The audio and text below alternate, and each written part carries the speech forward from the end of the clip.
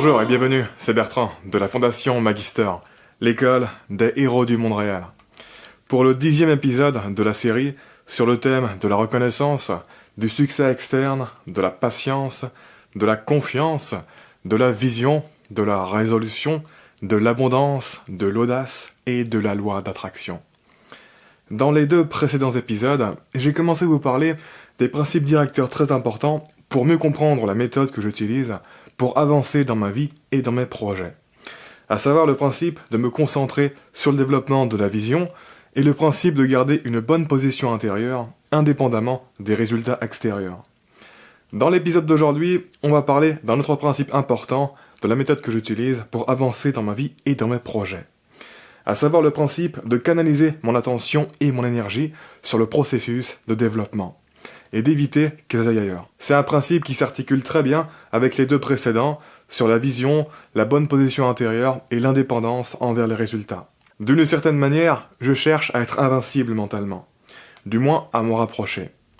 Ma stratégie n'est pas du tout d'avancer vite, pas du tout. Ma stratégie est d'être invincible et instoppable, comme un rouleau compresseur qui avance lentement mais sûrement. En ce sens, je n'ai aucunement envie que mon mental, et plus largement mon existence au jour le jour, soit dépendante de ma reconnaissance. Tout ce que ça va faire, c'est me rendre fragile et malheureux. C'est un putain de piège. Et c'est précisément pour ça que jusque-là, je n'ai fait aucun effort particulier pour être reconnu. Je ne veux pas rentrer dans ce jeu-là. Avec ma chaîne, je fais des efforts pour proposer le contenu que je valorise, qui me passionne, que je veux mettre en avant, et dans lequel je veux me développer moi, pas le contenu qui va attirer les vues. Je ne veux pas m'habituer à entrer dans un cercle de dépendance. Je veux à l'inverse m'habituer à être bien sans dépendre de rien d'extérieur. Juste à travers le processus de développement et de création. Parce que ça devrait être largement suffisant. Cela dit, attention, ne vous méprenez pas, proposer le contenu que l'on valorise et que l'on veut mettre en avant, ça veut pas dire de penser qu'à sa gueule. Non, si vous faites ça, vous êtes foutus. Chaque vidéo que je crée et que je publie, j'estime vraiment qu'elle peut aider et apporter de la valeur à ceux qui m'écoutent. Autrement dit, mon processus de création de contenu est équitablement pensé et guidé à la fois par ce que je valorise et à la fois pour apporter de la valeur aux autres. Si je néglige l'un des deux, il y a un problème. Et en faisant ça, sur le long terme, j'augmente 3 choses. Premièrement, j'augmente mes chances d'attirer les personnes qui résonnent vraiment bien avec ce que je raconte et je filtre celles qui ne m'intéressent pas. Deuxièmement, j'accélère le développement de mon expertise unique, et donc de ma valeur, qui, sur le long terme, est un avantage compétitif énorme. Si tu es le meilleur dans ce que tu fais, si ce que tu fais est unique et poussé, il y aura toujours au moins un petit marché pour toi. Il y a toujours de la place pour les meilleurs. Et troisièmement, j'augmente mon épanouissement parce que je fais ce que j'aime et que je ne dépends de rien d'externe. Je n'investis pas mon attention et mon énergie au mauvais endroit. Je les vois bien, à notre époque, tous les jeunes et même les moins jeunes, dont le bonheur est complètement dépendant de leur vue sur Internet. Et je ne veux en aucun cas rentrer dans ce jeu-là. À chaque fois que je sens que je commence à rentrer dans ce jeu, je fais attention de me rattraper. C'est tellement facile de rentrer dans ce petit jeu-là si on ne garde pas de recul. C'est très facile de devenir un junkie de la reconnaissance. Et à partir de là, le développement de ton expertise unique et de ta valeur en prennent un coup. Parce que tu es trop concentré à trouver comment avoir des résultats, comment avoir des vues, et donc à te conformer, et donc à ressembler à tout le monde, et à n'avoir aucune identité remarquable. Moi-même, quand j'ai commencé à produire du contenu, il y a 10 ans, et que je n'avais pas du tout travaillé les principes de développement personnel, que je mets en avant maintenant, eh bien, ça me rendait stressé, inquiet, triste et malheureux que personne ne s'intéresse à ce que je produisais. Parce que justement, je n'opérais pas dans le bon paradigme. Je n'avais pas encore appris à apprécier le processus pour le processus. J'étais dépendant de la reconnaissance pour avancer. Je n'avais pas encore réalisé à quel point c'était toxique et contre-productif. Je laissais ça me bouffer de l'intérieur. Et du coup, j'avais beaucoup de phases de démotivation à cause de ça. Ma motivation, c'était les montagnes russes. Tout simplement parce que je ne la cherchais pas au bon endroit. Je ne cherchais pas la motivation dans l'endroit fiable. Et progressivement, ça m'a fait réaliser que c'était problématique, que ça m'affectait trop, que je suis en train de me transformer en perdant. Et donc ça m'a fait réaliser que c'était important de faire évoluer mon état d'esprit si je voulais pas bloquer et ruiner ma propre progression. Parce que ma capacité de production et d'inspiration, elle était à son top quand je me sentais bien et que j'étais relaxé. J'ai réalisé que maintenir une sérénité d'esprit, peu importe qu'elle soit justifiée ou non, propulse les performances globales du cerveau et du corps, alors que le stress et l'inquiétude font exactement l'inverse. Ça ferme nos capacités. Et pour en savoir plus à ce propos, je vous renvoie à l'épisode 20. Dans cet épisode 20, je vous parle de trucs qui vont à l'opposé de tout ce que la plupart des coachs de développement personnel vont vous dire pour réussir. Mais vous pouvez être sûr que c'est grâce à cet état d'esprit que j'aurai créé ma réussite. En fait, on a une époque où le monde va tellement vite que l'on n'a plus de patience. Dès qu'on commence un projet et qu'on est encore un amateur, on veut directement avoir de la reconnaissance, sinon ce n'est pas normal. On est stressé, on est inquiet, on n'est pas bien et on n'a plus envie de continuer. Mais le monde, ça ne marche pas comme ça à la base. Avant l'époque d'Internet et les médias modernes, si tu voulais être reconnu, tu avais plutôt intérêt d'être sacrément développé. Et de ne pas avoir attendu d'avoir de la reconnaissance pour travailler ton métier. Et pas juste de travailler vite fait comme ça. Non, de travailler pendant des années. Et bien sûr, c'est encore comme ça que ça marche dans beaucoup de carrières.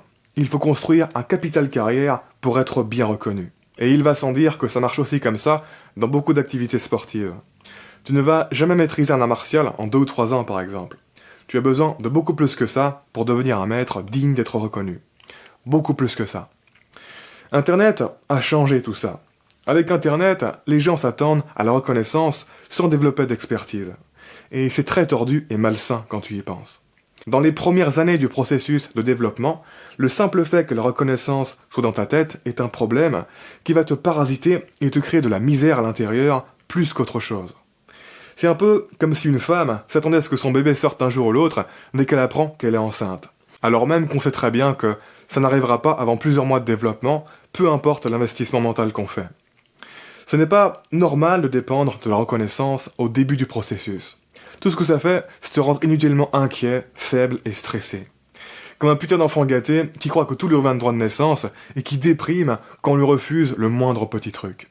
Avoir des attentes en décalage avec la réalité, c'est un des trucs les plus toxiques qui soient mentalement. C'est bien de viser grand. Je vous invite vraiment à viser aussi grand que vous le pouvez. Mais ne soyez pas pressé et ne soyez pas dépendant de la reconnaissance. Soyez patient et indépendant. Beaucoup de créateurs de contenu sont frustrés de ne faire quelques centaines ou quelques milliers de vues quand ils postent un contenu parce qu'ils pourraient faire beaucoup plus. Alors qu'en fait, c'est déjà énorme. Avant l'avènement des médias modernes, il fallait être un roi pour avoir ce genre d'audience de manière régulière. En fait non, même le roi d'un pays n'avait pas ce privilège. Sans technologie, si des milliers de personnes qui te regardent régulièrement, tu es le roi du monde. Mais bien sûr, comme notre foutu cerveau s'adapte, on veut toujours plus pour être satisfait. Sinon, ça n'en vaut pas la peine. Je suis quasiment certain qu'une infinité de personnes se sont lancées sur Internet et ont abandonné parce qu'elles n'avaient pas la reconnaissance attendue. Et que c'est trop dur à supporter pour elles sur la durée. Ça les a bouffées de l'intérieur. Ce qui, au fond, est ridicule. Il n'y a aucune raison objective d'être bouffé par ça. C'est juste une souffrance auto-infligée par une très mauvaise gestion mentale à l'intérieur. D'ailleurs, pas plus loin que la semaine dernière, j'ai vu un commentaire de détresse sur notre chaîne qui mettait parfaitement en évidence les problèmes à éviter que je décris depuis 3 épisodes. On en reparlera dans le prochain épisode, car c'est une bonne illustration pour synthétiser les erreurs à ne pas faire pour rester motivé. Moi, mais avec les méthodes que j'ai intégrées, je ne suis pas prêt d'arrêter. Si vous croyez que je suis proche d'arrêter, là encore, vous n'avez rien compris à ma philosophie. Ça n'arrivera jamais. Je suis engagé à vie. Rien d'autre que moi ne me fera arrêter. Parce que j'ai appris à me concentrer sur le processus et non les résultats. J'ai appris à valoriser les bonnes choses. J'ai appris à privilégier l'invincibilité intérieure à la vitesse extérieure. J'ai appris à apprécier la lenteur et les petits pas du chemin. J'ai appris à mettre mes attentes aux beaux endroits.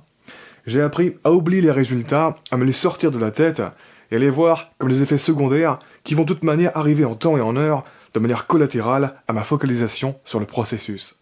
Bref, pour terminer cet épisode, je préciserai que bien que cette philosophie soit une clé pour devenir inarrêtable, ça ne sera jamais très populaire pour la simple et bonne raison que ça va contre ce que recherche le cerveau par défaut. Le cerveau par défaut, il est obsédé par les résultats et il ne veut pas entendre parler du chemin et du processus. Il veut les résultats en évitant au maximum le travail et les difficultés. Même si, paradoxalement et ironiquement, on finit par avoir plus de résultats en se concentrant sur le processus. Car être obsédé par les résultats est en fait une forme de diversion et de gâchis d'énergie qui mène à beaucoup de misère mentale et d'insatisfaction. Également, si vous voulez en savoir plus sur le principe présenté dans cette vidéo, je vous conseille 2 livres. Ils sont en anglais, mais ils sont vraiment excellents. Le premier, c'est Mastery de George Leonard, et le second, c'est So Good They Can't Ignore You de Cal Newport. Sur ce, on s'arrête là pour aujourd'hui, et on continue de parler de tout ça dans le prochain épisode. En attendant, je vous invite à vous abonner si ce n'est pas déjà fait, à partager cette vidéo et laisser un pouce bleu si vous l'avez apprécié, ça m'aide pour la visibilité. Quoi qu'il en soit, je vous remercie de m'avoir écouté jusqu'au bout, et je vous dis à très bientôt pour la prochaine vidéo. Ciao.